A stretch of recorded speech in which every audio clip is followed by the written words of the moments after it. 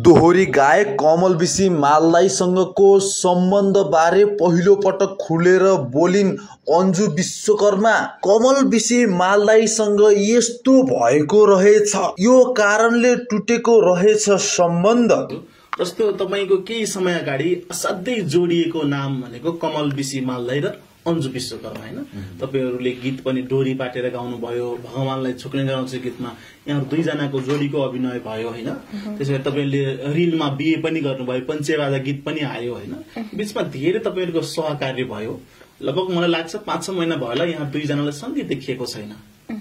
तपाईहरुको सम्बन्ध बिग्रिएको हो कि मिडियामा सँगै आउन नचाहनु भएको हो कि ठ्याक्कै अब कमलजीसँगको सम्बन्ध तपाईको कस्तो छ? उहाँलाई हिजो एउटा अन्तर्वार्तामा प्रश्न गर्दा अन्जुको बारेमा नबोलौं होला, उहाँको प्रगति भइरहेको छ, म खुशी छु, म आफ्नो तरिकाले काम गरिरहेको छु, उहाँले गर्नुभएको छ भन्नुभएको छ। के हो तपाईको सम्बन्ध बिग्रिएको हो?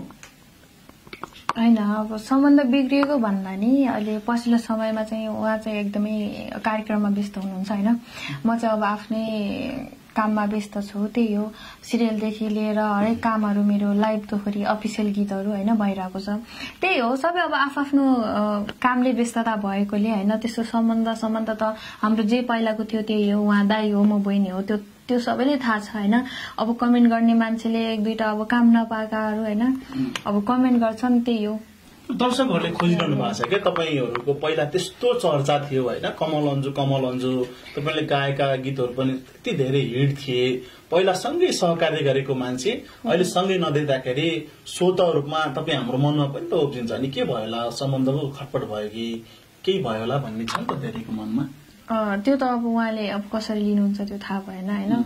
अब सबै आफ्नो तरिकाले जिरहेछौँ हामीले। अब उहाँ आफ्नै तरिकाले जानुभएको छ हैन, म आफ्नै तरिकाले छु। यस विषयमा बोल्नुपर्ने कारणै छैन के। जस्तो हामीले सुने अनुसार चाहिँ तपाईहरुको आर्थिक लेनदेनको कारणले गर्दा सम्बन्धमा चाहिँ नकारात्मकता आयो, सम्बन्ध बिग्रियो भन्ने सुनेको छ, यो सत्य हो? हैन, त्यो त्यसको लेनदेन पैसा त यस्तो केही पनि हैन। त्यो अब के हो त्यो भएको चाहिँ के हो ठ्याक्कै भनिदिनु पर्छ। कमलजीले त अन्जुको विषयमा प्रश्न नै नगर्नु, बोल्नै चाहनु भन्नुहुन्छ अन्तर्वार्तामा, तपाईले पनि सुन्नु भयो होला।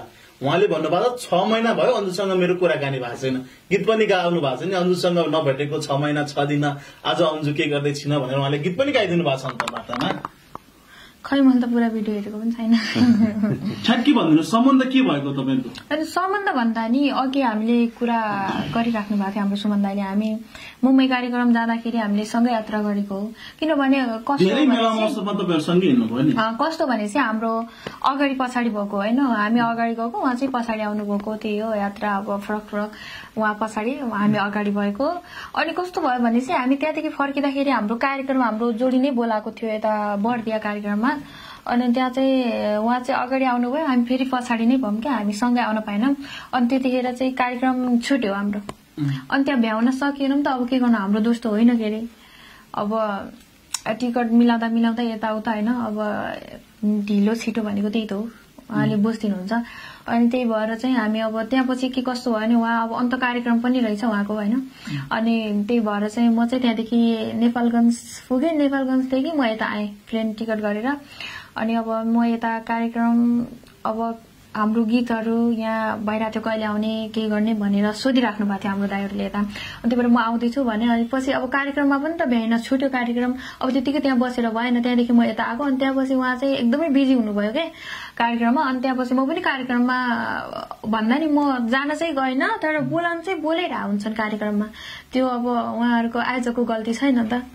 अब म आफ्नै कार्यक्रम के अरे म आफ्नै काममा बिजी भएकोले म कार्यक्रममा जान सकिनँ, त्यही हो। म जान्न पनि भनेको होइन, अब बनाउनेहरूले त कुरा के भनिदिन्छन् होइन, त्यही नै हो।